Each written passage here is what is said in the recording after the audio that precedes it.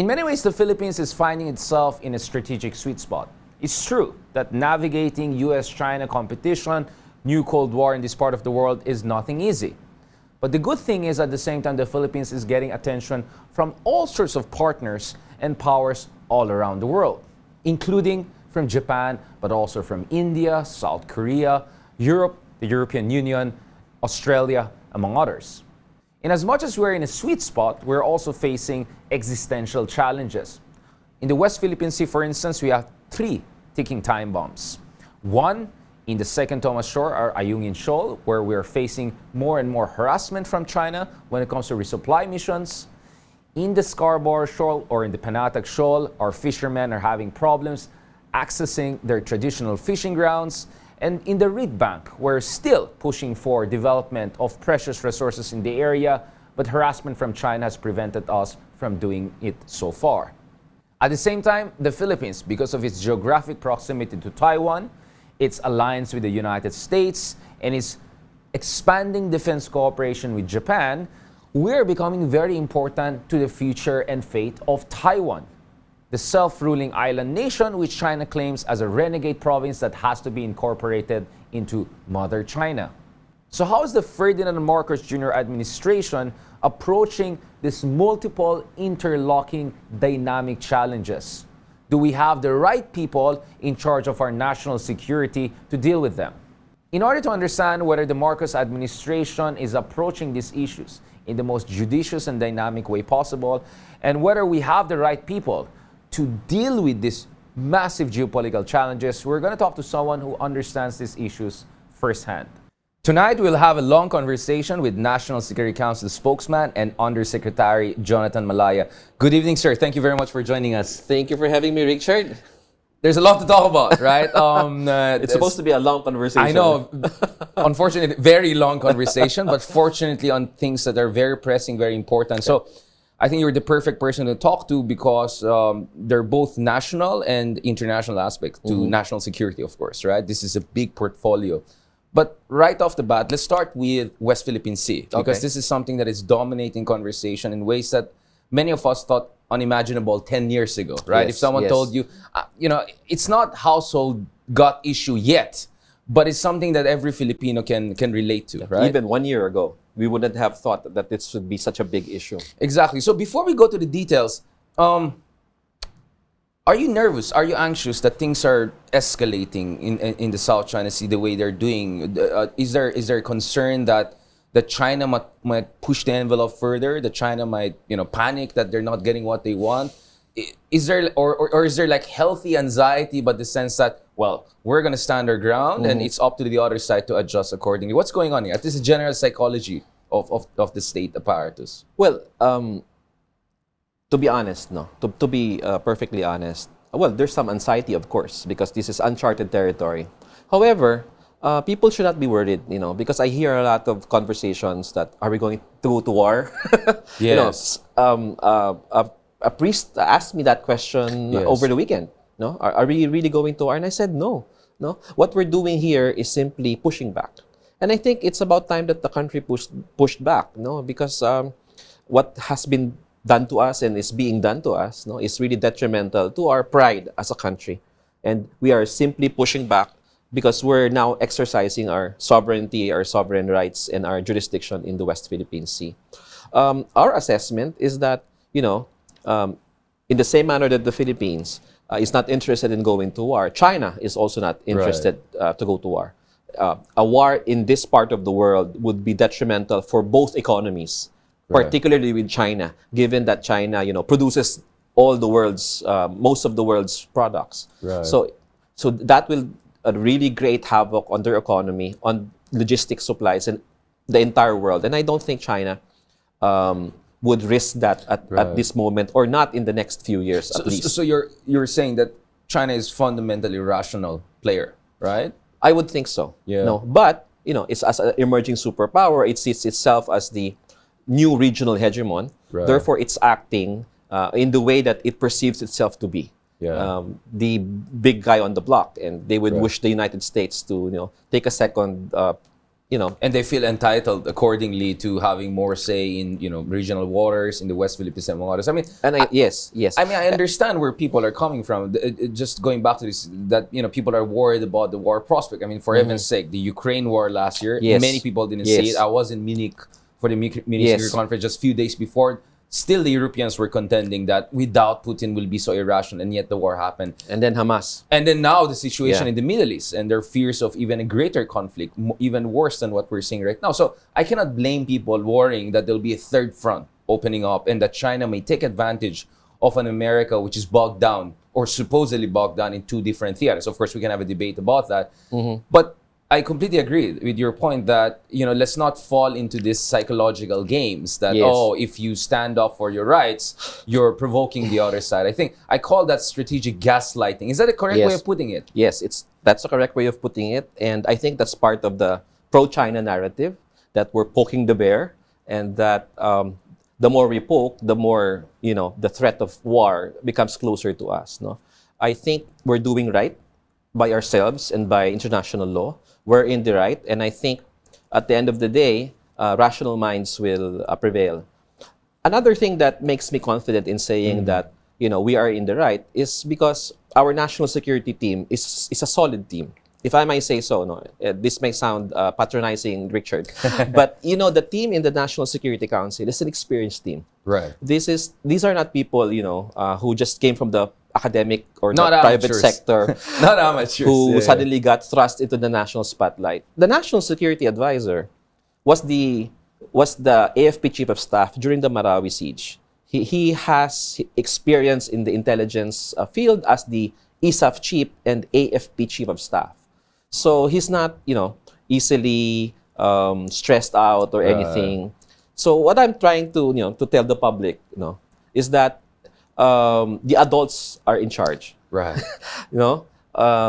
We're used the national security establishment led by the National Security Advisor are experienced in these types of things. And since the adults are in charge, they can sleep well at night, that the proper decisions are going to be So we made. have an A-team in charge. I mean, led by Secretary Anyo, who I had the pleasure of also interviewing in the past. Really someone who understands the complexity of national security, as a former Secretary of DILG also. Exactly. Right? Under whom you also work. So it's not only, experience, but people who also work together in other important capacities. That's right. And the people he brought to the National Security Council are experienced. One of our undersecretaries is a former chief of staff as well. Benji Madrigal. Right. The other undersecretary is a former commandant of the Philippine Marines, General Jericho. The other one used to be head of the Army Intelligence Regiment. It's a dream team, if I may call it. Yes. So insofar as providing the proper advice to the president, the public can be assured that the best advice is being given to the president. But of course, at the end of the day, it's the president's call. But the team is solid, and we have the best minds working on the West Philippine Sea. And this is in addition to already, some would say, one of the best persons to occupy the position of Defense Secretary, the Secretary Chodoro, Gibo Chodoro, and then of course we have very experienced people in the Department of Foreign Affairs. So it's really a group of A-teams, under this administration. Therefore, what you're saying is that the Filipino people should rest assured that we have the best people to deal with this issue, and there's not going to be any amateur hour or any kind of antics that will unnecessarily escalate the situation. But speaking of that, thank you so much, by the way, for mentioning these people, because I think sometimes people are wondering who are these people in the National Security Council, and what is the role of the National Security Council? Maybe for the purpose of education, before we go into the nitty-gritties of the West Philippine Sea issue, what is the role of National Security Council? Richard, I've been asked that question many times. Because I think it is the only time that the NSC has been at the forefront, or at the spotlight. The NSA has the NSC technically has three tasks. The first one is giving advice to the president on national security issues, whether internal or external. The second one is running the intelligence community. Right. Okay, so the National Intelligence Coordinating Agency plus the other intelligence agencies are guided by the National Security Advisor. Yes, we coordinate. Yeah. And the third role is the functions that are given by the president, which includes the Anti-Terrorism Council as vice chair, the National Task Force to End Local Communist Armed Conflict, NTF-LCAC, and on our topic today, the National Task Force West Philippine Sea, of which he is the chairman. Right. I mean, of course, we will discuss your other, pillars and portfolios in the next episode. But for this episode, let's go back to the West Philippine Sea. I mean, in my opinion, there are at least 3 ticking time bombs in a way, right? I mean, of course, the most worrying right now, or what is getting a lot of attention, is the situation in Ayungin Shoal or Second Thomas Shoal. Okay. So would be nice to get some sort of understanding what's going on here. And then, of course, the other one is in Panatag Shoal or Scarborough Shoal, because my concern in the Panatag Shoal and Scarborough Shoal is that because our fishermen cannot access their traditional fishing ground, they're being pushed out, and that puts them at risk. And we had a very horrible incident earlier this year when one of our fishermen was, 3 of our fishermen, I think, were killed in a maritime incident, etc. And my fear is that these things will just get worse as the fishing access and the desperation of our fishermen intensifies. But the third one, which some analysts would argue, I mean, among them, former Associate Justice Carter would argue that this has been also one of the biggest problems between us and China under the Marcos Jr. administration, which is the reed bank situation or recto bank, because Malampaya is running out and we need to have an alternative source. And it looks like, if you look at Energy Information Agency, any resources, that's where we can have our next big Malampaya. But China has not been allowing us to do that because they keep on harassing us. And then they proposed joint development, and then they supposedly agreed to a service contract that acknowledges our sovereignty, but they will develop it through their companies, and then suddenly they change their mind. So nakalabo-labo, if I can put it that way. So can we go one by one into these 3 ticking time bombs? I hope you appreciate, you see where the framing is coming from. I mean, if you disagree with it, I'm completely fine. But as an outsider, but as an analyst who's been following this very closely for the past decade, this is the 3 ticking time bombs I'm looking at, because I think this is important before we discuss ETCA, which is the other important element of the West Philippine Sea issue. Well, I think in terms of tension, it's always the Ayungin Shoal. Yes. Because we have the BRP Sierra Madre there. It's a commissioned vessel of the Philippine Navy. Therefore, it is a vessel that we need to resupply every now and then. So there's always this, risk. Because what China has done is, although I cannot use the word blockade because the word blockade has an implication in international law. Right. It's like a pseudo blockade wherein they have 2 or 3 Coast Guard vessels and a lot of Chinese maritime militia vessels in the area every day. So that has always been the challenge for the Philippines. But Richard, a lot of the public are like pissed, and they would like something more vigorous coming from the Philippine side. I'm sure you've heard of the radio commentators and the public saying, why don't we send more ships? Why don't we, there's so many suggestions. Or even water cannon them back. Okay. But, at the end of the day, it's actually us who are winning, if we look at it, because that ship has been there for so long, and China has not been able to dislodge it. Right. And I'm sure there are some people in Beijing right now scratching their heads, trying to think of how are we going to get this BRP Sierra Madre off Ayungin Shoal. Because obviously, the next step would be militarize it. It's perfect for militarization. The shoal is large. You mean for the Chinese? For the Chinese.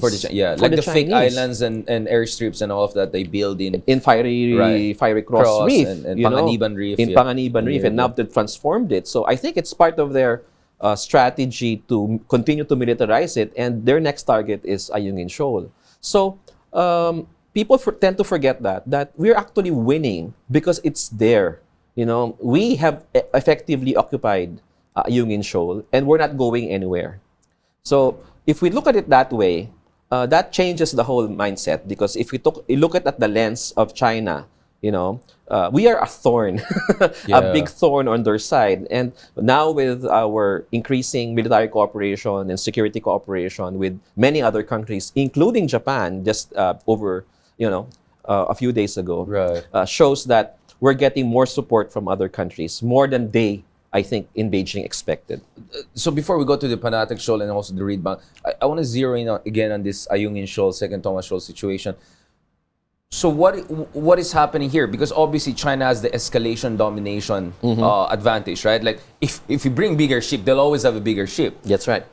But the thing is, we also have an ally, right? And based on the reports I'm seeing, in New York Times, among others, that when we're doing some of these ro-ro resupply missions, allegedly, at least according to the Chinese, there are American UAVs there, and sometimes even frigates, perhaps, a warship here and there. And I've been hearing about this since 2015, at least. I think when former Defense Secretary Ash Carter was also in Manila, there was a similar situation, because the squeezing of Ayungin Shoal is nothing new. It's more than a decade situation. That's right, yeah.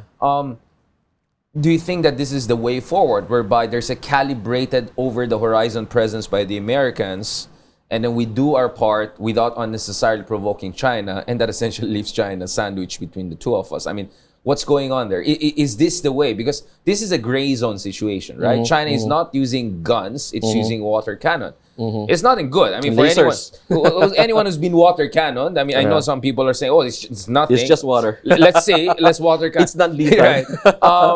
It's not going to kill you, but it could create injuries and all. So it's short of total war, right? But still, it's gray zone. So what are we doing here to deal with that gray zone semi-encirclement, semi-blockade that China is doing? Or we're just hoping that we keep on doing what we're doing right now until the Chinese completely rethink their approach to this?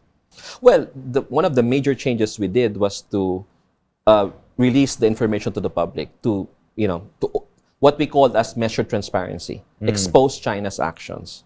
And I think what we have done has changed global opinion in our favor. Right. No, you know why I know?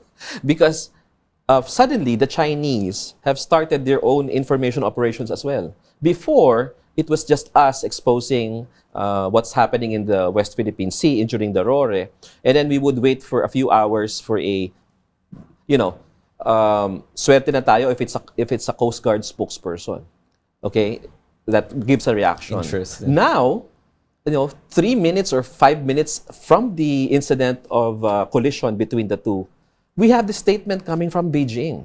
Wow. So they understand that they're losing the information war worldwide. It was, we embedded Agence France Presse, we embedded Reuters. Right. So when you have these wires there, it spreads all over the world. Right. It reaches places like Utah, Kazakhstan, Uzbekistan. That's why we're winning the information war. And China realizes that it cannot keep silent, so it comes out with its own narrative immediately after what we have done. So you're saying the proactive transparency approach, yes, the sunlight strategy, let's just by putting sunlight in disinfectant, right? That is semi-deterring China. Is that what you're saying? Or at least that is limiting China's options in terms of pushing the envelope. That is correct, yes.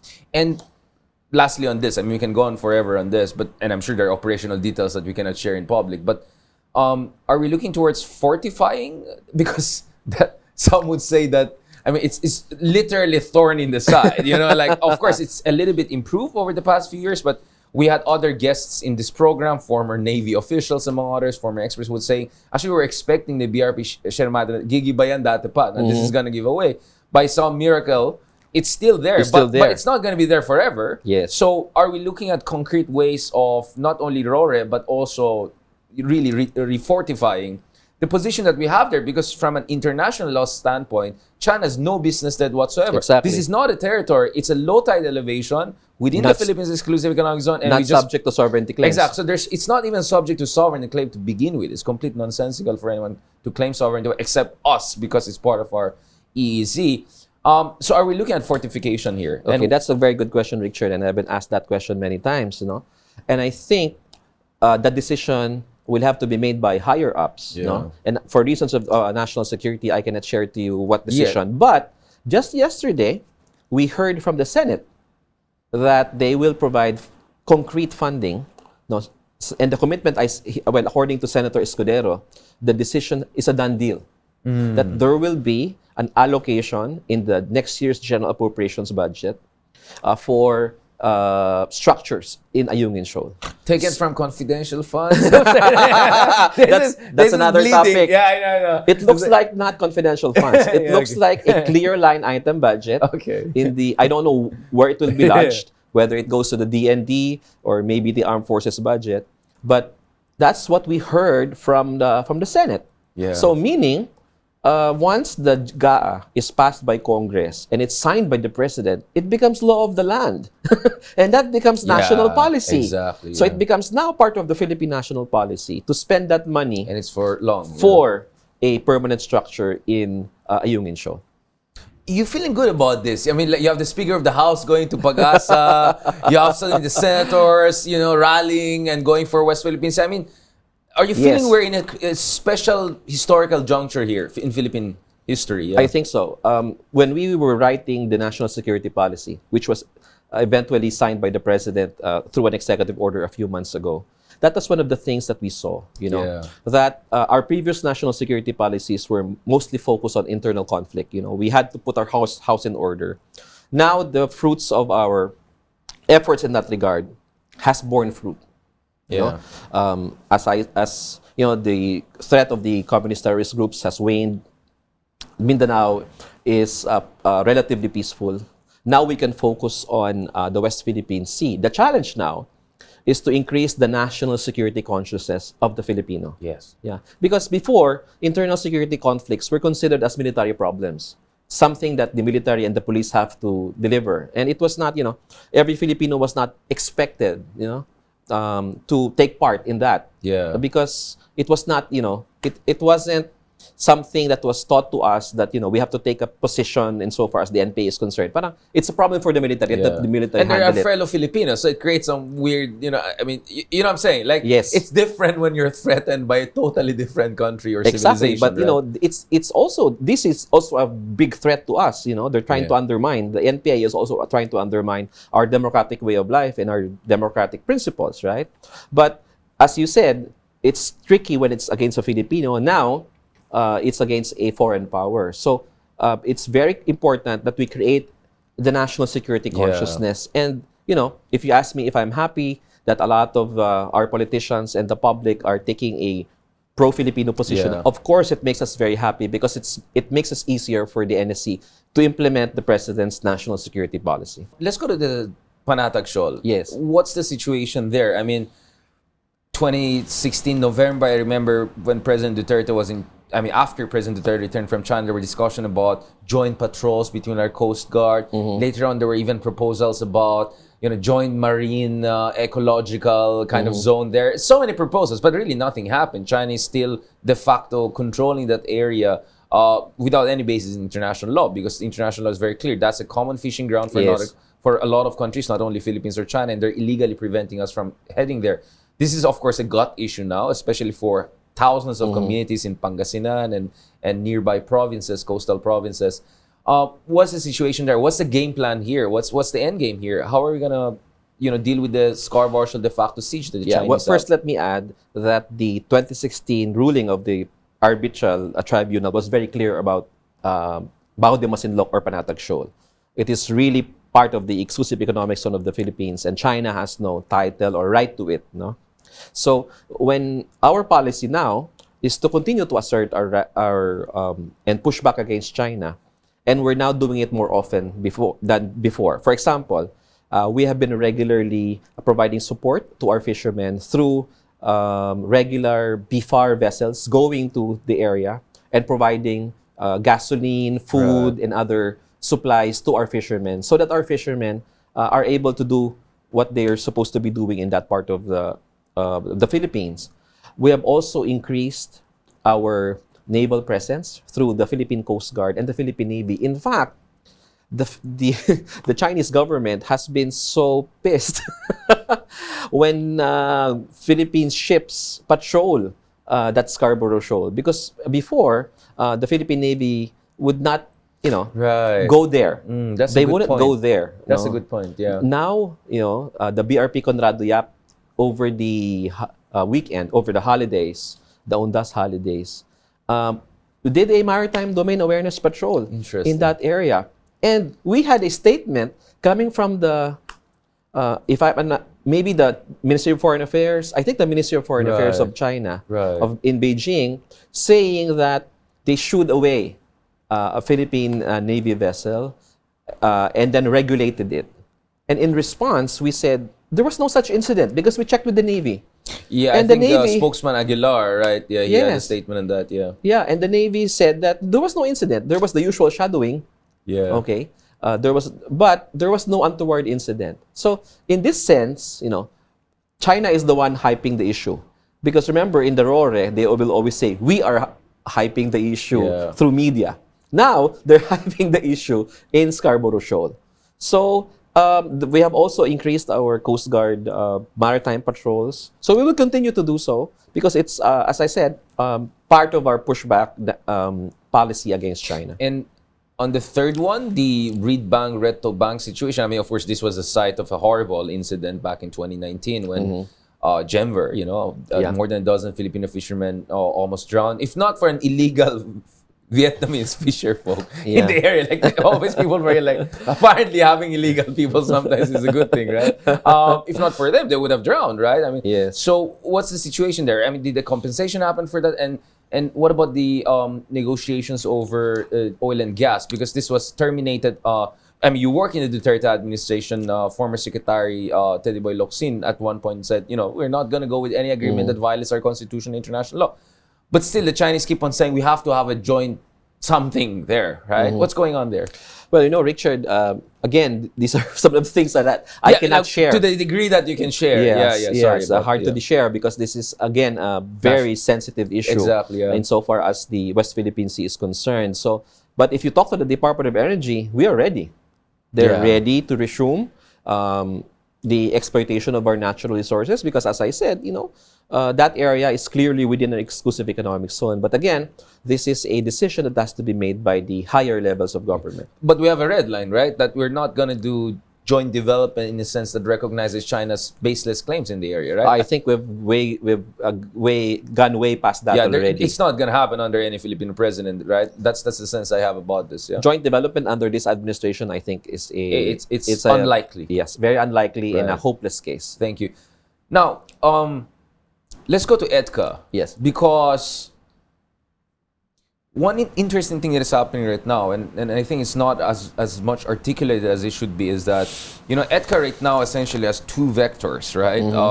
One is moving towards Taiwan, not necessarily intentionally, but it's close to Taiwan. I mean, from a Chinese perspective, EDCA is moving, in kind of L shape. One is hitting into their interest in the West Philippine Sea, and then one is hitting into their interest over Taiwan, whatever their plan is. And we kind of have an idea what their plans over Taiwan is.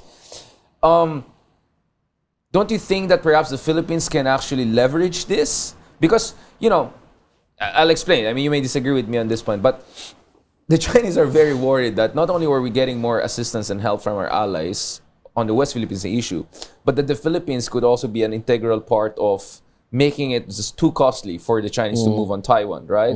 Now, the president has been very clear, we're not going to allow EDCA bases to be used for offensive operation, etc. But just America's expanding presence under EDCA in the north of the Philippines is a headache for the Chinese.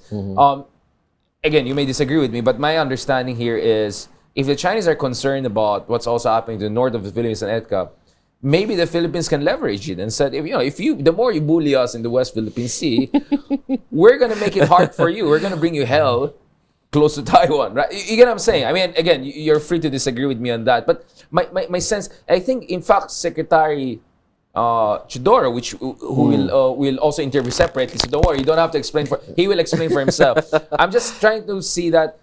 Isn't EDCA under President BBM creating a whole new dynamic? Let's just put it that way. Yes, Let's just put it that way. Yeah. Yes, you're correct. It's creating a whole new dynamic, and it's worrying China because they think it's a part of the containment strategy. But we have made very, very clear, and as you said also, that the president has made clear that it's not for offensive operations, and the EDCA right now is in the early stages. Exactly. There are 9.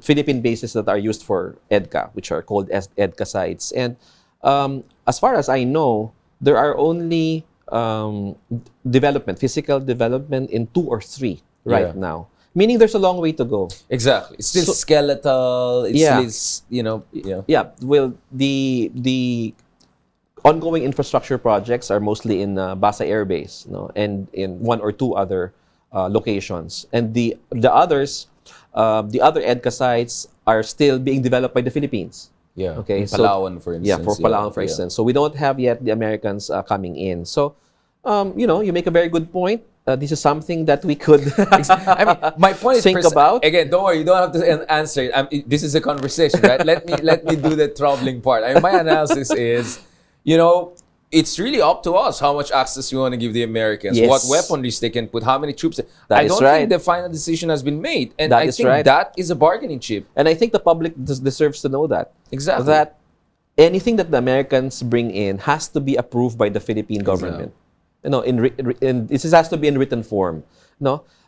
Some people say that the EDCA sites are American bases. They're not American bases. We all know how the Americans treated Subic and Clark. They were like extraterritorial locations. We don't want to go back to those days. We're not going back to those Right, days. yeah. What we have here are bases, Philippine bases, where American troops can rotate and they can bring hardware subject to our approval. Yes. And which we can use now to develop our bases, because all of the infrastructure that is being constructed will be for joint use. Exactly. Yeah, and we can also use that for humanitarian and disaster response, which is something we clearly need because of climate change. Exactly. And the number of typhoons and natural disasters that we face as a nation. And not to mention, I mean, if you look at the northern bases, we have in Cagayan, Isabela, etc. They also have an orientation towards Philippine Sea, where we Yes. have a lot of interest, and I don't think our capabilities are anywhere close to where they should be. I think a lot of our assets are oriented towards West Philippine Sea, Sulu Celebes Sea, for understandable reasons. I mean, the threats in the West Philippine Sea, threats of terrorism and Daesh and ISIS and piracy. So in a way, the EDCA actually is about comprehensively developing the Philippines' domain awareness across multiple waters we have. It's just not West Philippine Sea. We have the Philippine Sea, which is even bigger, right? Yeah. That's correct. Very insightful, Richard, because that is exactly what the National Security Advisor, Ed Año, is pushing. Exactly. The 360 archipelagic Right. security governance. Right, And Horizon 3, Horizon 2, and we are now at the end stage of Kind of stuck. AFP Yeah, hopefully we Horizon get out. 2. Yeah. So we need to go to Horizon 3. But the recent announcements by the Prime Minister of Japan, when he was here, clearly showed his support for the modernization of the armed forces, which is really what is the objective of the AFP modernization program. So we're talking about additional coastal. These are critical assets that we need. Yeah. So once we finish Horizon 3 in the next few years and are able to procure the another dozen of the FA-50s from South Korea and missile defense systems, plus the radar systems from Japan, we will have total coverage Yes. over the entire That sounds- archipelago. But of course, our focus will always be in the West Philippine Sea. Once we've covered that, then we can put more in Yeah. other locations. It's not like it's just US and China, right? There are other players here. So Prime Minister Kishida was in town recently. The Philippines is part of 4 countries, along with Bangladesh, Fiji, and Malaysia, which will be the first generation of overseas security assistance by Yes. Japan. Japan seems to be very invested in the Philippines. In fact, we had conversation with Japan experts, and they were saying today the Philippines has the most advanced Coast Guard in Southeast Asia, right? I mean, it's I know, like you scratch your head. Yes, and a big part, I won't say the entire, is also the contribution by Japan. The multi-role vessels they gave in the past, the multi-role vessels, I think 5 more they want to give to us. We have 2 right now, Yeah. which is 96 or Yes, 97 meters. Pretty big, Yeah. pretty big. Yeah. So actually, arguably, the Philippine Coast Guard right now is turning into the gold standard in Southeast Asia, right? I mean, I don't want to exaggerate our capabilities, but I think we have come so far in the past decade. We had, of course, Commodore J. Tariela in the show to explain his side, but I'm just saying, just going US-China misses the point, because there are other players There are others, here, yes. right? And Yes. Japan is a big player in our part of the world. It's nice to hear from other nations that our Coast Guard has reached a certain level of competency and in Right. terms of assets. By regional standards. By regional By standards. regional standards, Yes, yeah. that's right. But we need more. Of course. Because the other states that we compare ourselves are not necessarily archipelagic nations. Malaysia, for example, is not technically an archipelago as compared to Indonesia and the Philippines. Yeah. The Indonesia and the Philippines are the real archipelagos, and we need more assets. So what the Prime Minister of Japan promised to the Philippines through the ODA which is the 96, 97-meter Right. multi-role vessel, that will really change. Game changer, A game changer for the Philippine Coast Guard. And obviously, we're also looking at kind of a. I think the president used this term of a network of partnerships and alliances, right? Yes. We're looking at India, which is providing the Yes. BrahMos. We're looking at the French and the British also. We had actually ambassadors from both France and Britain also among our guests. Lots is happening, and of course, you mentioned South Korea, which is a very important security partner. Can we talk Yes. about that? This kind of a middle power, diversified defense foreign policy. That's a very good point, because part of the I don't know how you will term it, but part of that's doing well for the Philippines are the alliances. You know? Right. Whenever we look at middle powers, whenever we look at the capacities of middle powers, we don't just look at the hardware they have or the number of troops they have, but Right. the alliances that they've developed through the years. And I think we're getting there to where we want to go.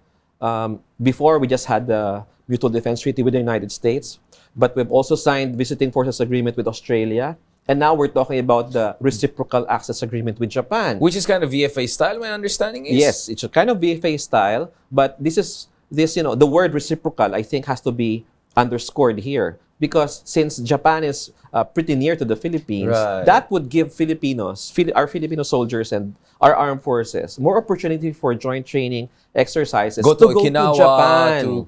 exactly. For exposure and for joint exercises. Interesting. That's something that people don't really realize. That's a It's good a point. reciprocal access agreement. It's not about the Japanese self-defense forces just going to the Philippines. There's also the Philippine military going to Japan for exercises. And the RAA, even if there is no draft yet, even if the formal negotiations have yet to start, is already being criticized by the Makabayan bloc. Our appeal to the public is to give it a chance. Let's look at the text of the document. I hear terms like Japanese militarism. It's like, it's not 1940s. This is 2023. Exactly. And World War II happened a long time ago, and I think And they did horrible things. And there's still Yes. the comfort women issue. I just want to be fair to some of Yes. the I told this to our Japanese counterpart. I met one of the I said, comfort women issue is something that we have to deal with. And Yes. and there will be, I think Senator Rizal Tiveros, among others, is expected to raise this. But I think, as the same that we have to acknowledge, this is not the Japan of Imperial Japan. This is not the Imperial it's not Japan. The same, it's not that fascist regime, yeah. it is not the imperialist Japan that we know, but a lot has happened since the 1940s. A lot of good things happen. And a lot of good things. And I Yeah. think more than every other Asian country, the Japanese has shown their sincerity and commitment to the Philippines very low-key. Despite being very low-key, it has been very much appreciated, because most of our major infrastructure projects have been financed by it cannot Japanese be low-key, right? Because you see ODA. the Japan-Philippines cooperation in ETSA, etc. No, I mean, my point is that Japanese are very low-key people. They Yes. don't want to take credit. They don't do pledge trap, as Yes. certain countries do. They make Yes. huge pledges, nothing comes in. They're quiet, but they get things done. No, but right? I call it low-key, because whenever they inaugurate these things, you don't get the Japanese Prime Minister coming to the Philippines to inaugurate it. There's not a lot of fanfare. Right. They just put their logo over there, which I think they deserve as well. And they give us very good rates, concession rates that has been very helpful to the Philippine economy. Yeah, I mean, we had Japan-based guest here, who mentioned that, you're looking at 3-4% for China, 0.5, 0.1 maybe for Japan, right? Yes. For some of their infrastructure. So Yes. it's very common. But obviously, I mean, Japan cannot do everything for the Philippines, and that's why we have to have diversified cooperation, right? That's why South Korea is also another important country. That I think South Korea is also another underappreciated partner, right? We got Pohang-class corvettes from them. That's we right. have FA-15 upgraded trainer fighters from them. Are we looking at even getting next generation fighters? I think the Koreans have a 5th generation fighter program, which is quite reaching its conclusion right now. And we have been very helpful to the South Koreans, because as soon as they delivered the FA-50s to the Philippines, we got to use that in Marawi. And it was used right. very effectively, that orders came from other countries. Now Indonesia, Thailand, yeah. the FA-50 is now a battle-tested light fighter, if I may call it, fighter jet. Yeah. Because it was used by the Philippine military Against terrorists. against terrorists. So, the credentials of that fighter jet is courtesy of the Philippines. Speaking of credentials, I heard that in one aerial exercise, you even beat an F-22. There was like one exercise earlier this year, an American F-22 and a Philippine F-15. They beat the fifth generation. I mean, you can check it on your own. So I heard about that, but I'm not so sure if it I'm really not so happened. sure too. Yeah. So we're not gonna get a confirmation from the government, but I'm just saying. You know, it's not just the car, it's also the driver, right? Yes. And we have fantastic pilots, and they deserve better and better fighter jets. So thank you for South Korea for giving that headway. Thank you very much. So I think we covered the big picture, West Philippine Sea, how Philippines is navigating U.S., China, and how other middle powers can be helpful in terms of Philippines pushing the envelope. But on next episode, Undersecretary Malaya, we hope to discuss more internal issues, because you're absolutely correct that we're finally moving towards a more externally oriented kind of defense doctrine, national security doctrine. But we have perhaps not yet put everything in order at home. We're getting there. But we're getting there. So let's discuss there. that. How are we getting there? We're getting and there. how are we getting to the right directions? Thank you very much again for that fantastic discussion. Thank you for having me. Honored to be here. Catch us again next week for the second part of our interview with National Security Council Assistant Director General, a very long title, Undersecretary Spokesman Jonathan Malaya. You can also check out the long conversation on Spotify, YouTube, and Google Podcasts. I'm Richard Hidarian, and that was The View from Manila, where one news, all sides, all the time.